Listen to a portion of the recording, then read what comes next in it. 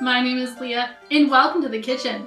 In this week's video, we are celebrating St. Patrick's Day, if you can't tell from my green shirt and shamrock.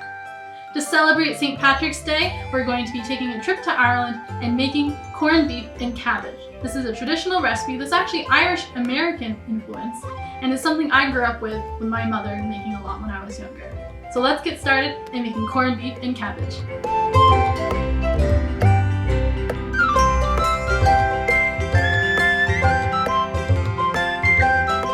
For this recipe, you will of course need your corned beef. This happens to be a flat cut of corned beef. Then we're also using some brown sugar, cabbage of course, some carrots, potatoes, and Dijon mustard at the end for flavor. Corned beef is a salt-cured brisket of beef. The term comes to the treatment of the meat with large-grained rock salt, also called corns of salt. Cut open a 3-pound package of corned beef. Pull out the enclosed spice packet. Take the corned beef out of the packaging and place it in a large pot with a fat cap facing up. Pour in the remaining juices from the packaging to the pot. Add 2 tablespoons of brown sugar to the corned beef, followed by all the contents of the spice packet. Fill the pot with water, enough to ensure that the corned beef is fully submerged. Place the pot on the stove, turn the heat on medium-high, and bring the water to a boil. When the water is boiling, lower the heat to simmer and cover the pot with a lid, allowing the corned beef to cook for 2.5 hours. Periodically open the lid to ensure that the meat is fully underwater, pouring in more water as needed to cover it, and then return the lid. While the corned beef is cooking, chop 8 medium-sized carrots into 2 to 3 inch-sized pieces and keep aside. Cut 2 pounds of potatoes into 2-inch-sized pieces and set aside in a large bowl.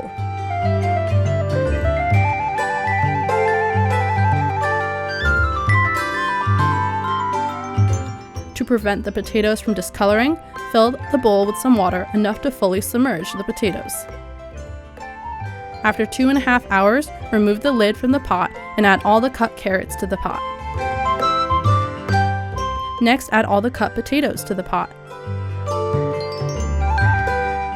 Move the potatoes to ensure they are fully submerged in the liquid.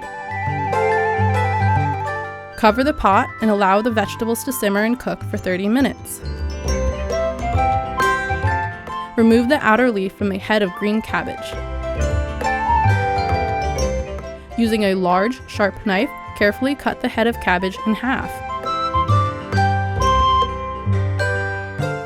Then cut each cabbage half in half again. Keeping the cabbage core intact, cut the cabbage wedges in half again. Take the lid off the pot and place the cabbage wedges in the broth.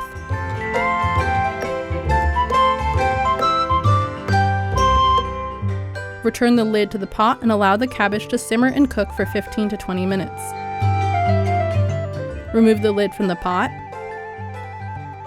and take the cooked cabbage wedges from the broth and place on a separate platter.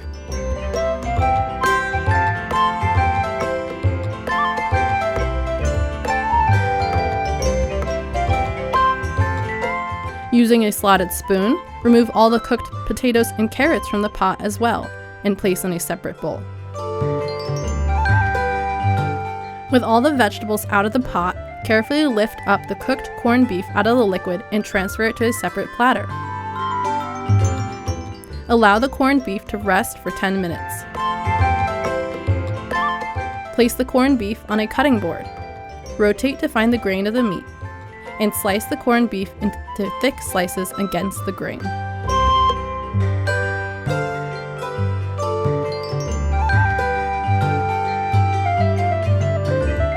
Cut and remove the thick layer of fat off the slices of corned beef.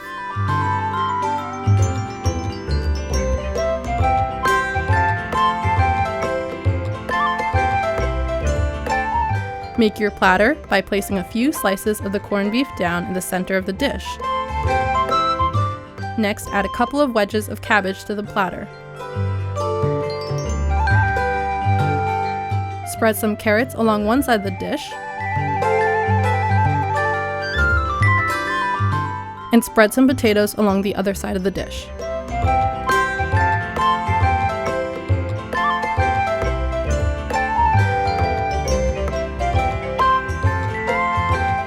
My corned beef and cabbage is done, and I can't wait to enjoy some. It is the perfect recipe for St. Patrick's Day later this week.